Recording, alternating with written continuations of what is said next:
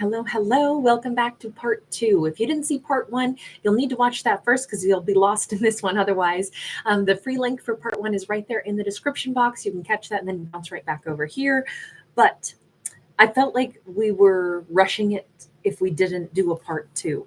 I kind of wanted to see, we just kind of got into why some things happened, why this character. This we'll call them the King of Swords now, even though they were initially, I was calling them the Magician. Now we're going to call them the King of Swords because that's how they presented to her.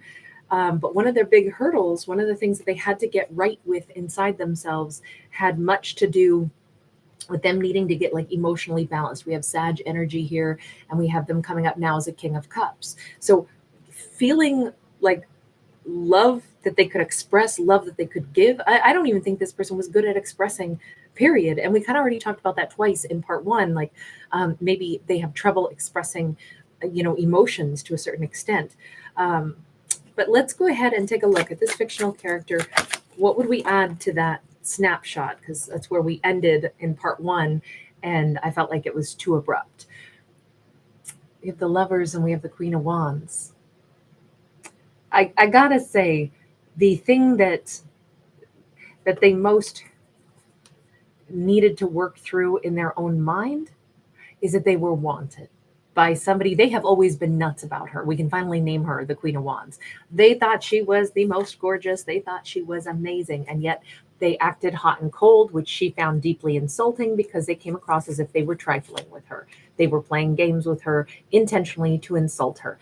I'm going to come toward you. I want passion, but I'm definitely always trying to make sure that I stay away from you, cut things off with you, because really you're too good for me. I can't, you're an empress. I don't have, I can't give to you, but I'm not showing you that that's what I feel. And I'm certainly not telling you how much I respect you and how much I desperately want you, because instead I keep withdrawing. I keep feeling they came across like they juggled all the time. She saw them as the devil standing at a Two of Wands all the time and playing games with her, messing with her intentionally to be insulting. That's how it came across to her. Yet on their side, what they needed to work through, what they needed to get balanced in, is it's almost like she was too hot for them to imagine that she would want them.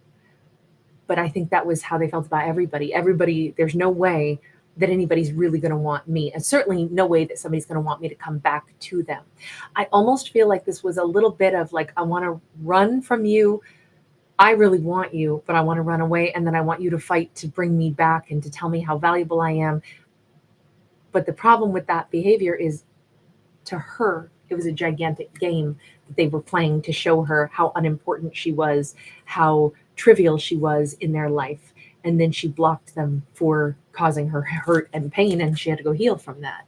So it really is I think that that's a pretty thought-provoking storyline, because they were only thinking about their own motivation of feeling inadequate and feeling fears and feeling like they needed her to say, I want you here. Where are you? It's almost like they needed her to be jealous and needy and, begging them to come back all the time and begging them not to go and wrapping her arms around their neck or their leg, like little kids in the movies, like grab a hold of somebody's leg so they can't walk out the door. It's like that's what they were hoping she would do. But you're dealing with somebody with self-respect, somebody who expects that I picked you already. If I let you into my life at all, it's because I wanted you. That right there is the proof that I already want you, but I'm not going to grovel, beg, and grab a hold of your ankle and prevent you from leaving. If you want to go, by all means, go. But what are you doing going and coming back, going and coming back? You're playing with me. You're insulting me, because all this time you keep acting like you're this awesome King of Swords, very much in control. They might have even come across as very aloof. They might have treated her like she was almost too casual, yet then they kept coming in for passion, coming in for intimacy, and then disappearing on her almost. It feels like always trying to cut the energetic cord, but continuously they kept coming back in for passion. And that indecisive energy of, are you treating me like I'm a hookup, or are you treating me like somebody you value? That's not going to fly with the Queen of Wands. Not at all. But on their side, that's not how they viewed their actions at all. It was, I want to know that she wants me back. I want her to show me that she's always looking over her shoulder, that she wants me, that she needs me, that she's choosing me and begging me, because they needed the validation, because they didn't think that they were good enough to be chosen. That's a super, messed up, mixed up way to behave. But again, we saw in the very beginning, that's the thing, that they had to sit in some solitude and work through that on their own. So I do kind of feel like they've been gone for a while, because working through that thought process, working through it meant they had to really look into the mirror probably and evaluate their own behavior. It meant that she cut them off and she moved away from them completely.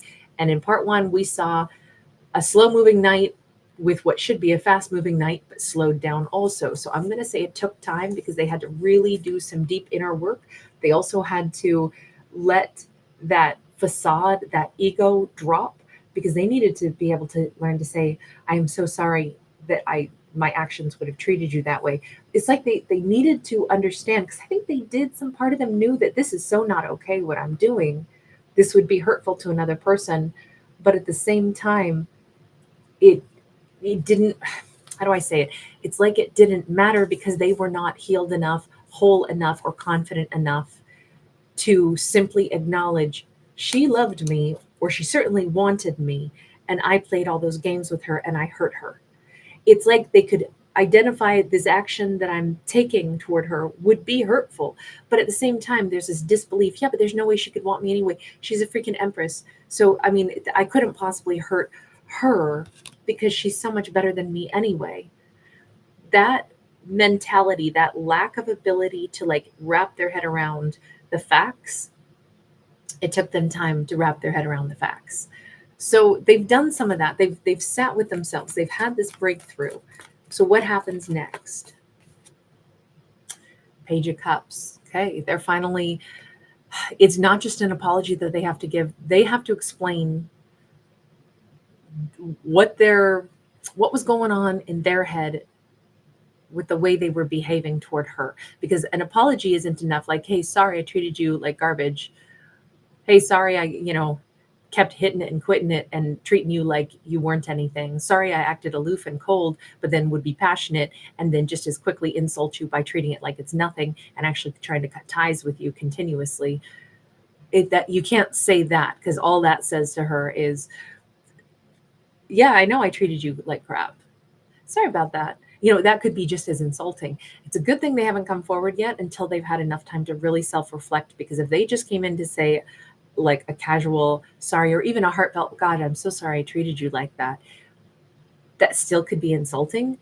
What they have to be able to do is speak the truth, right? We got the fish in the teacup. Here comes the tea. Here comes the truth. This is less about an apology and more about, here's what was in my head. Here's the things that I've come to understand about why I acted that way. I really wanted you. I wanted you so badly. And I didn't really think that anybody would love me. So I keep acting that way. I didn't want to go, but I was hoping you would grab a hold of my ankle and not let me leave the house. I was hoping you would somehow chase me so that then I could feel like you really wanted me, because I couldn't believe that you did, because that's not where my headspace was at. I didn't think people could fall in love with me. So, and I didn't even know that's how I was feeling, or that's why I did that. But there was never a time that I didn't want you. But I kept thinking I should stay away from you. They're going to have to really explain this more so than even apologize for it. It's the explanation, because she's got a completely different idea in her head of what happened. She was on the receiving end. Only the actions is that what she received. She didn't understand what was happening. All she knows is your actions were insulting. Your actions were rude. Your actions were to tell me you were great and I was insignificant. And you kept toying with me. So I had to cut you out of my life because you were so toxic and you were causing me such grief. Like that kind of thing. She's probably going to need answers as to why that happened, more so than sorry, and I think they're in that teacup. They're coming in with truth. The Devil and the Seven of Swords. Here's the really big thing. And this explains maybe why we said in part one, I know that was a long time ago, back in part one, but we saw that death card and I said, it's like something has to melt first. They've had the breakthrough. They know what they need to come say to her, but there's something that has to change, and that part has to change right now. And it had to do with like melting a facade. This is because they have to come in real and whole. And the biggest thing that they have to explain is their toxic behavior and the way they tried to hide it, their fears and the way they tried to hide it. Now, they may wind up telling her a lot about some really painful experience that they had. I don't know if they had a really toxic, mother figure in their life, or some previous romantic partner that messed with their head, messed with their mind, and like crushed their self-esteem. But they have been covering for that maybe the rest of their life, acting like they're fine, when in fact they were quite ruined, quite destroyed over that. Their self-worth, their self-esteem, walking around like you're a king of swords, but actually feeling crummy inside and being convinced that somebody wouldn't want you, nobody would really want you. That, if that's what they were wandering around this world feeling like, and they did a damn fine job of acting like everything's fine, that's another big thing that they have to explain, is kind of like they're explaining about themselves. They're explaining, how they became the person that she witnessed, but what she was witnessing was not actually who they were on the inside. They're really giving her some serious insight into where their mind was at. Now, this is what the apology contains, right? The apology is, this is who I was, and this is why, the way I behaved. They are very apologetic for the way they behave, but more than anything, it's the explanation of all of this that will go much further to giving, understanding. Wow. The Sun and the Fool card. It's more powerful than any sorry she could ever receive in this fictional story. It's clarity, it's truth. She's very, very happy. She realizes, okay, so everybody has their shadow. I get it. I'm sure she has hers too, to a certain extent, but she is very willing to give this person forgiveness. She is very willing to give this person another chance. In fact, she really wants this. In fact, maybe this is what she's been hoping for. I mean, that would certainly go a long way to healing the hurt, because all this time she had a mistaken idea that they are intentionally trying to cause me harm. They are intentionally trying to insult me, to tell me that I'm nothing. I won't be around people that do that to me, but God, that still hurts so bad. It's like in an instant, all that hurt goes away. That's not what their intentions were. Now, this is this storyline. Sometimes people are that selfish and that, mixed up and all of that, but that's not what this storyline is. I don't tell stories about characters like that. I mean, if they pop up, I'm like, run, no way. We don't tolerate people that intentionally cause other people harm. I have zero tolerance at all. I have big boundaries around stories about characters that are, abusive or, that kind of stuff. I'm not going to sit around and tell stories about, because those characters don't deserve space in our stories. It's like, if they pop up, I reference, and then we get them out of there. We move on. This story was a lot more complicated, because what we were really seeing is how a character's actions are a result of their internal mindset. But when they have learned how to mask that, it's very confusing. It's like, wait a second, if I could see that you were wounded and this is you oozing wounds on me, you're not trying to insult me. I can just see that, wow, you're a train wreck right now. I think they were really, really good at masking. And we saw that with them needing to melt the mask off. We saw that with the breakthrough card.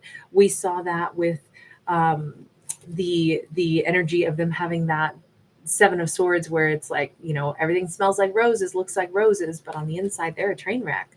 So I can see how she couldn't comprehend, why on earth would you treat me poorly? Now, because of that Sun card with the bird in front of her one eye, I have to say, maybe she has had her own, insults and things cast at her before.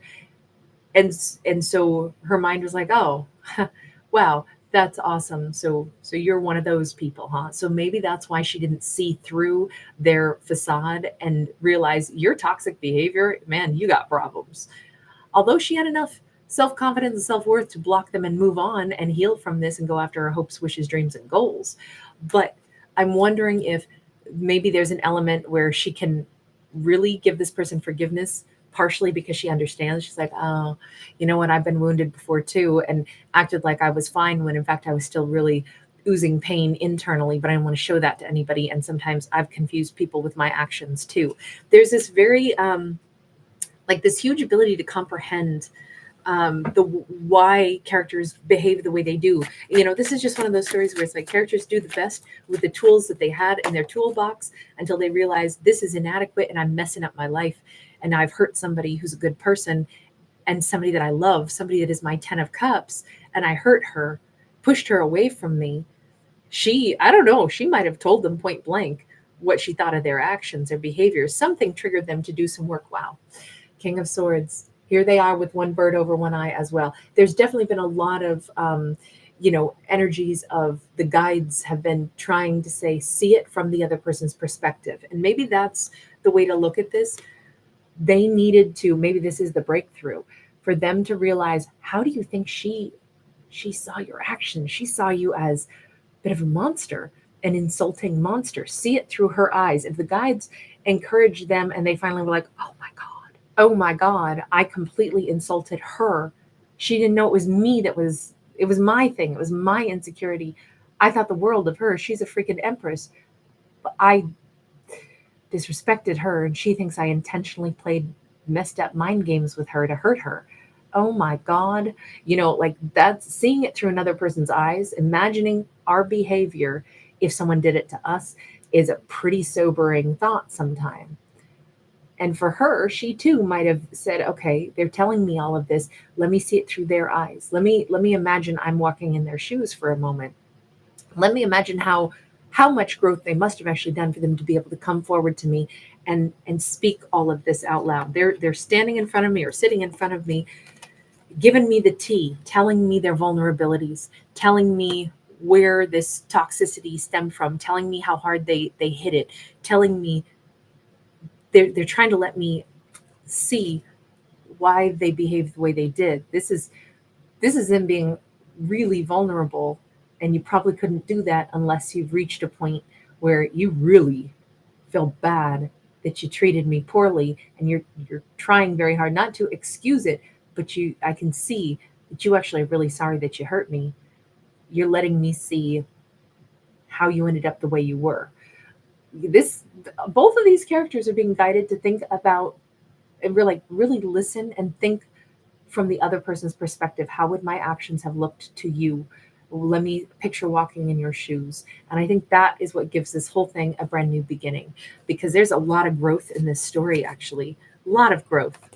All right, I'm going to leave this one here. Actually, that was a beautiful, difficult story, but a beautiful outcome at last. That understanding is what I liked about it. All right, you guys, thank you so much for being here. Thanks for giving it a thumbs up and subscribing. Bye.